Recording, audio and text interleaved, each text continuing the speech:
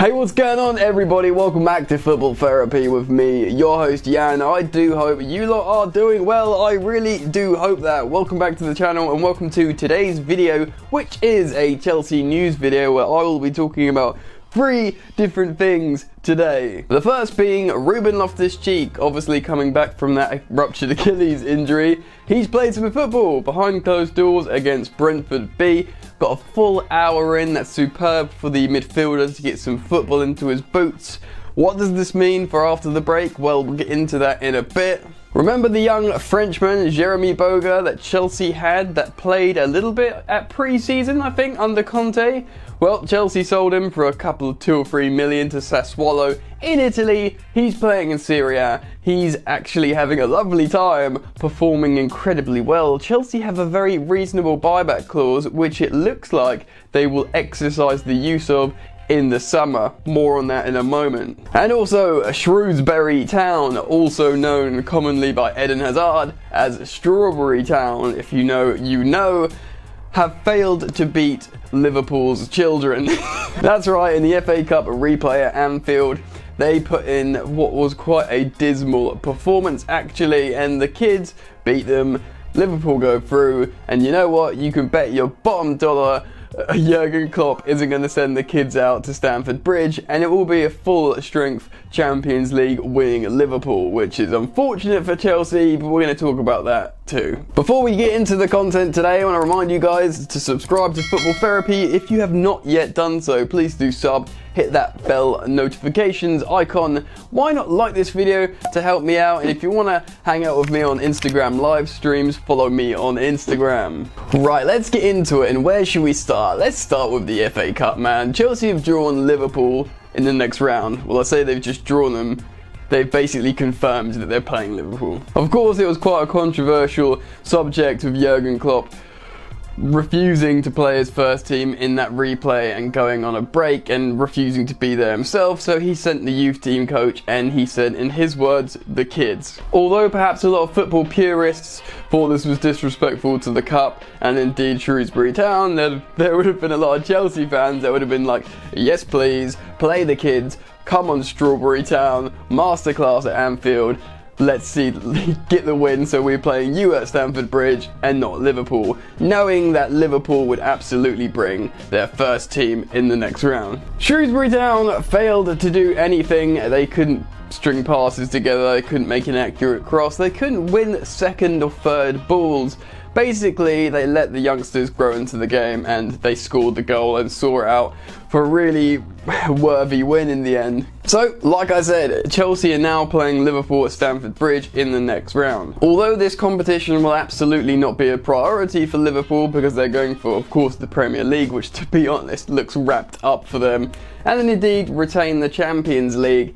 But still, if they can win the FA Cup, they will try and do it. You know Jurgen Klopp isn't going to send the kids out again. He will send his full strength first team of Liverpool to Stamford Bridge, and Chelsea will be outsiders and Liverpool will be the heavy favourites to win that game, which is disappointing. But I guess if you're going to try and win a title, a trophy, you're going to have to play the best at some point. But does it have to be the champions of Europe straight away? Anyway, whatever.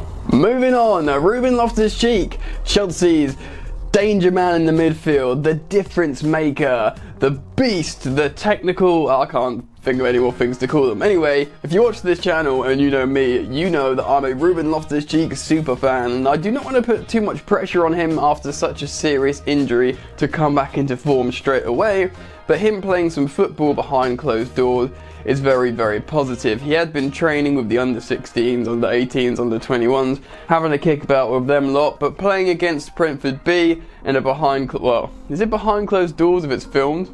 In a friendly, is superb. He got a full hour in and he looks very, very good. So that's great. A few more games hopefully throughout this break, and maybe Ruben Loftus-Cheek can return to the matchday squad after the winter break. I don't know if this is reaching a little bit, but if he's in physical good shape, he's looking quite healthy and fit, then maybe he could be on the bench for Frank Lampard when Chelsea return to start the season again after the February break. If so, that would be massive, massive news. Like I said, I'm a big RLC super fan, but he will offer a dynamic in the midfield that no other players offer.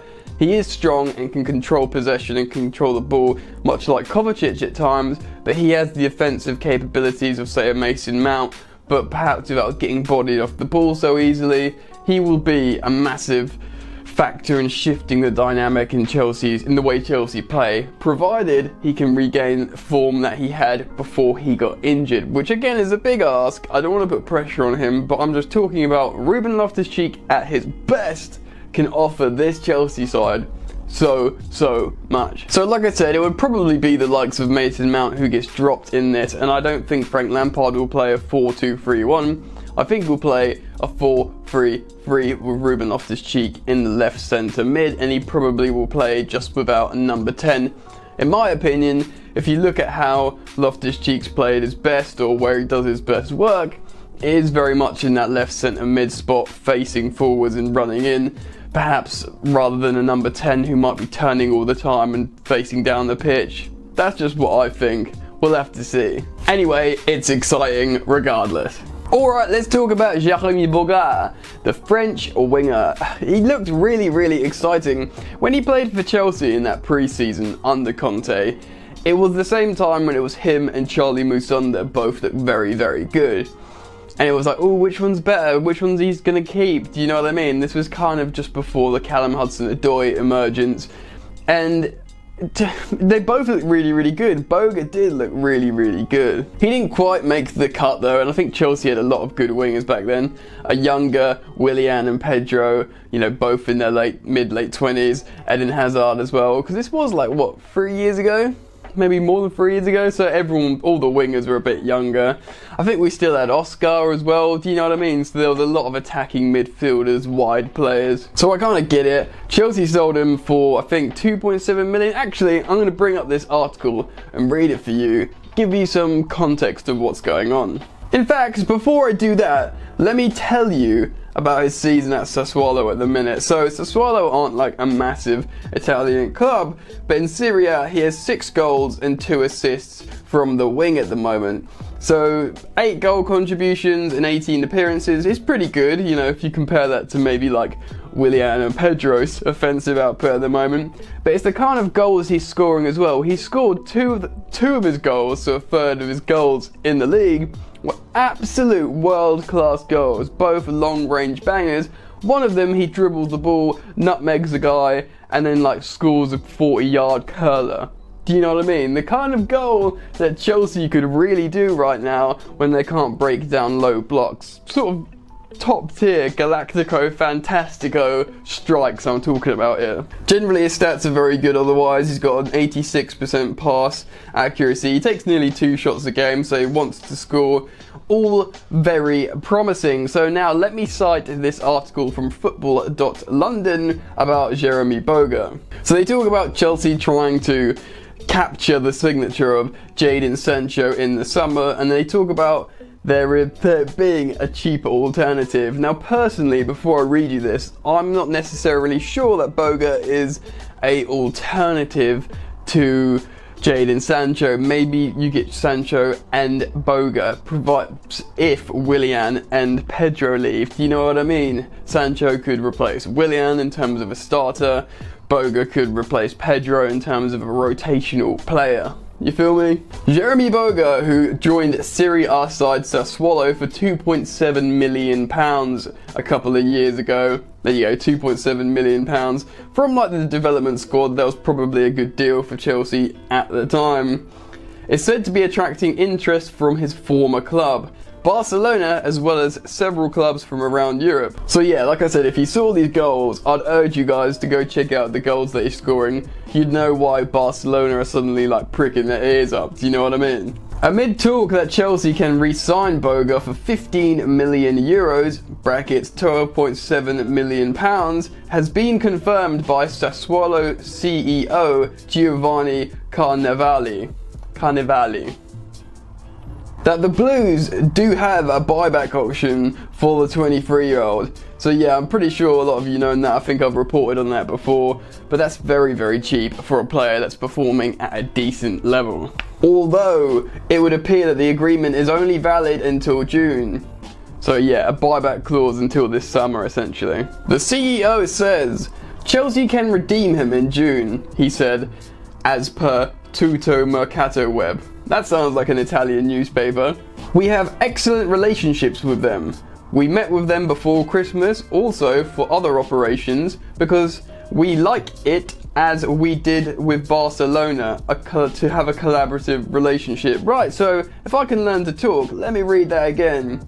So, well, the Swallow met with Chelsea before Christmas to talk about Boga as well as other operations because they like having a good relationship, as they do with Barcelona. I think is a little thing he's trying to say there, like, Barcelona want him too? Yeah, I don't know. Here's the kicker. They can take him back, but we can also do an operation together. We can take him back. There is total openness. Now, I think this is one of those Italian translations that look a bit weird, but what the general gist of it is, the CEO is confirmed that Chelsea do have a buyback clause on the Frenchman. They're completely happy for him to come back to Chelsea because they make a good few million on it, but they're totally happy for him to stay.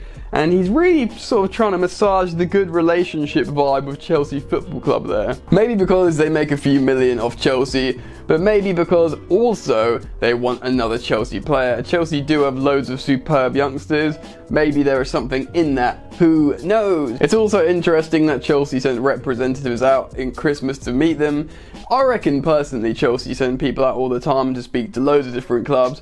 And there's loads of stuff that comes and goes about us knowing of stuff that might have nearly happened but never was to be. Do you know what I mean? Like, I'm not talking about these silly rumours that you get sometimes of, say, like Roman Abramovich has Messi on his super yacht and he's trying to sign him to Chelsea.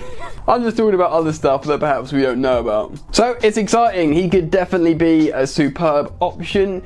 It would be a little underwhelming if come the summer Chelsea only sign Moussa Dembele and Jeremy Boga. That would certainly be a downgrade from Timo Werner and Jadon Sancho.